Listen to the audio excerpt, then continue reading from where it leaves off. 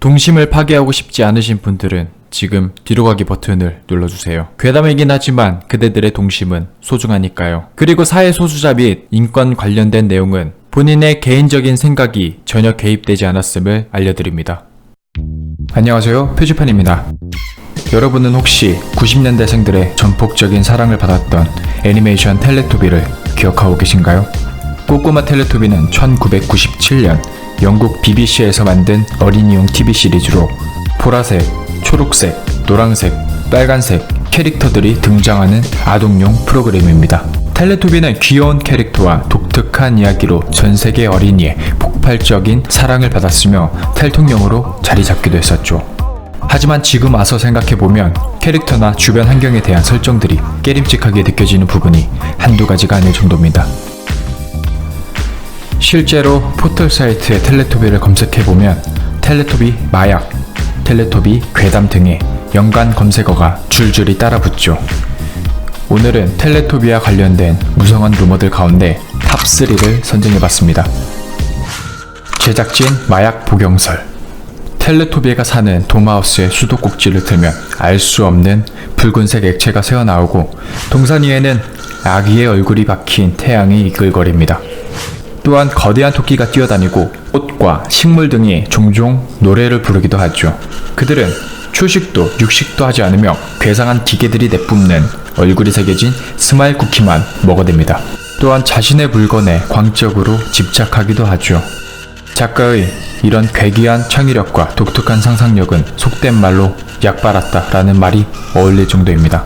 그런데 실제로 지난 2009년 텔레토비의 제작진 중 사라 그라함이 영국 언론과의 인터뷰에서 텔레토비에 제작할 당시 제작진 일부가 마약을 복용했다고 고백했으며 덧붙여 창조적 사고가 아닌 그저 마약에 취한 상태였다고 털어놓았습니다.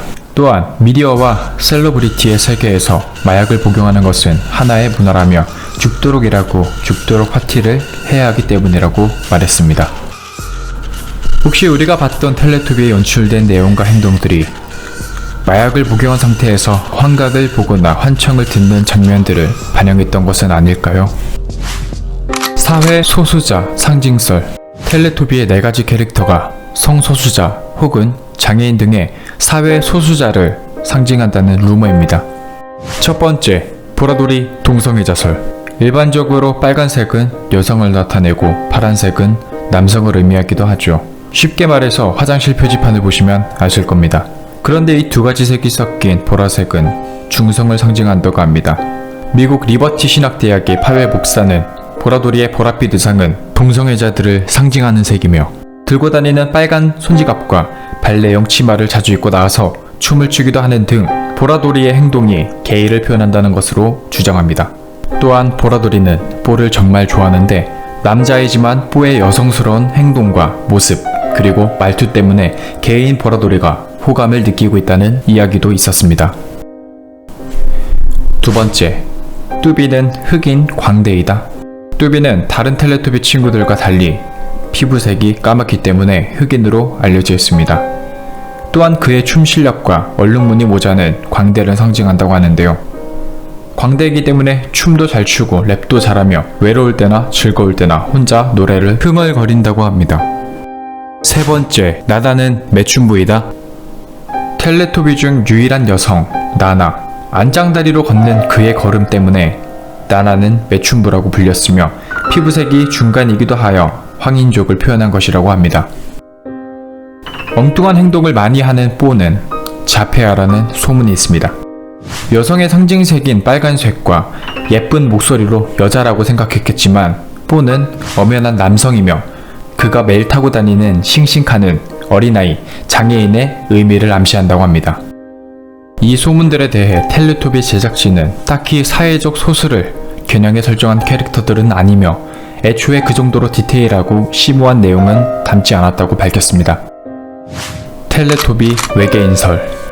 기억 속 가물가물하게 남아있는 텔레토비를 다시 한번 꺼내보겠습니다. 보라돌이, 뚜비, 나나, 뽀 라는 가사와 함께 세뇌적인 멜로디의 주제곡으로 에피소드가 시작이 됩니다. 그리고 4명의 아이들이 동산 위에 모여들죠. 아이들이 머리에 달고 있는 안테나에 불이 들어오기 시작하면 각자 뒷짐을 지고 텔레비전이 달린 배를 쑥 내밉니다. 텔레토비들은 옹기종기 모여 화면 속 어린아이들의 일상생활을 지켜보며 그들과 간접적으로 소통하고 있습니다. 이 같은 설정을 두고 텔레토비의 거주지는 잔디로 포장된 우주선 아니며 그들 또한 미지에서 온 외계 생명체라는 설이 떠돌기 시작합니다. 실제로 텔레토비들은 부모의 가르침을 받아야 할 나이에 아무도 없는 동산 위에 모여 살며 샤워기 모양의 스피커에서 흘러나오는 정체 모를 음성에 복종하고 있죠. 그들이 버린 난장판의 흔적은 인공지능 청소기 푸푸가 쫓아다니며 알아서 처리해주는 식입니다. 이러한 미래지향적 시스템 설정 덕분에 텔레토비는 사실 외계인 정치인 집단이며 지구 정복을 목적으로 모니터 속 지구인과 교신한다는 것이었습니다. 그 번의 이야기로 꼬꼬머 동산은 무덤을 상징하며 빈곤층이자 사회적 약자들이 결국 무덤까지 밀려와 살게 된다는 내용이라는 주장. 햇님 속 웃는 아이가 신을 조롱한다는 상징성 주장. 텔레토비가 먹는 쿠키가 마약이라는 주장. 샤워기 모양의 스피커에서 나오는 알 수 없는 남자의 목소리는 텔레토비를 담당하는 정신과 의사의 목소리라는 주장 등 텔레토비와 관련된 루머는 도무지 끊이질 않습니다. 지금까지 텔레토비와 관련된 괴담을 가져왔는데요.